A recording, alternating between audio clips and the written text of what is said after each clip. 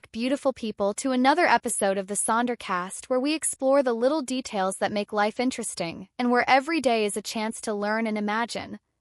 Hey everyone, I'm Adam, and as always, I'm here with the wonderfully creative and ever-curious Kayla. Today's episode is going to be something a bit different. Something dreamy, imaginative, and honestly, kind of fun.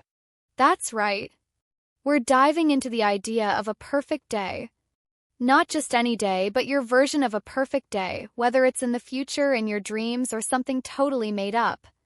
We'll be using descriptive English, lots of imagination, and maybe a little bit of wishful thinking. So if you're learning English, this is a great episode for listening practice, especially to hear rich vocabulary, future tenses, and storytelling. And if you're just here to hang out, you're going to love imagining these beautiful days with us. All right, Kayla, the spotlight's on you first. Paint us a picture. What does your perfect day look like? Oh, okay. Imagine this. It's the year 2030. I wake up in a small, cozy wooden cabin nestled in the hills of northern Italy. The sun is gently rising, casting a warm golden light through the window. You can hear birds chirping softly and the faint sound of a river nearby. Okay, I'm already relaxed. Continue. Right? So I get out of bed and make a cup of coffee, freshly ground, of course. The aroma fills the cabin. I step outside onto the deck, and there's a hammock waiting for me. I sit there, sip my coffee, and just listen to nature. No phone, no notifications. Just peace. Wow, it's like mindfulness in real life. Exactly.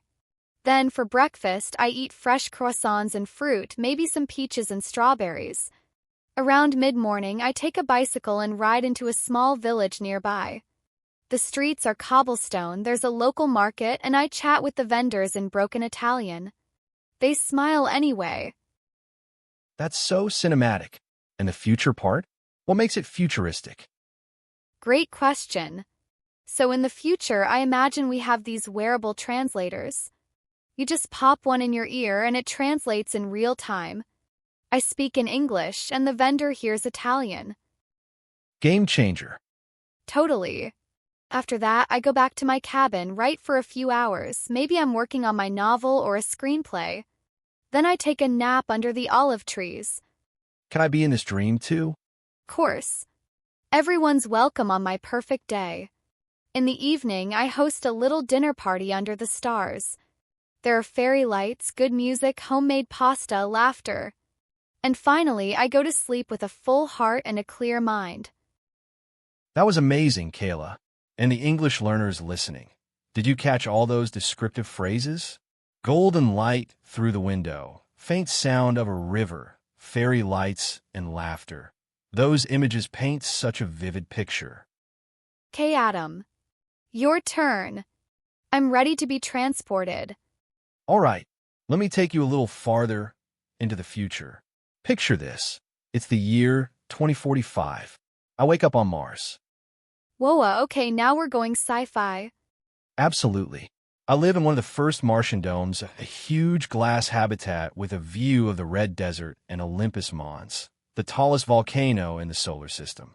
The gravity is lighter, so when I stretch, I feel like I could float.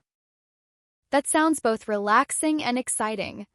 What's your morning routine like on Mars? I step into the gravity-neutral shower. It feels like floating in warm mist.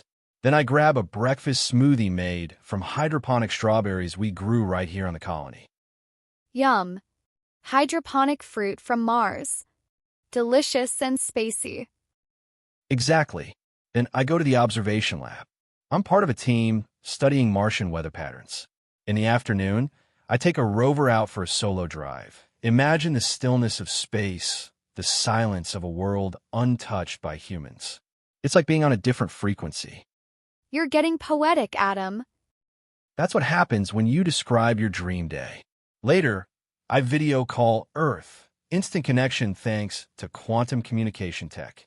I talk to my family and friends like they're in the next room. Even in space, we need human connection. Exactly. Then I watch the sunset. It's blue on Mars, not red, and head to a zero-gravity concert held in the dome. The music floats. Literally. Now that's an unforgettable ending. And I fall asleep looking at Earth, this tiny blue marble in the sky, thinking, what a time to be alive. Wow, that was incredible. I feel like we just took a mini vacation, one in Italy and one on Mars. Yeah, very different vibes, but both full of meaning and beauty. So for all our listeners learning English, here's your homework. Try writing or describing your perfect day. Use the future tense. Use your imagination. Use lots of adjectives and details. Don't worry about being realistic. Exactly. The more detailed and imaginative, the better. And you can practice speaking it out loud, too. Try using phrases like, I would wake up to, the air would smell like, I'd spend my afternoon doing, as the sun sets, I would. And remember, descriptive English is about painting pictures with words. Show us what you see, hear, smell, taste, and feel. That's all for today's episode of the Sonder Cast. We hope this dreamy little journey gave you a smile and some useful English practice. If you enjoyed this, leave us a comment or message with your perfect day. And don't forget to follow and share the podcast. Let's keep exploring the beauty of everyday life, real or imagined. Until next time, stay curious, stay creative. And remember, every life holds a story worth imagining. Bye. If you are a content creator, here's a free music for your video.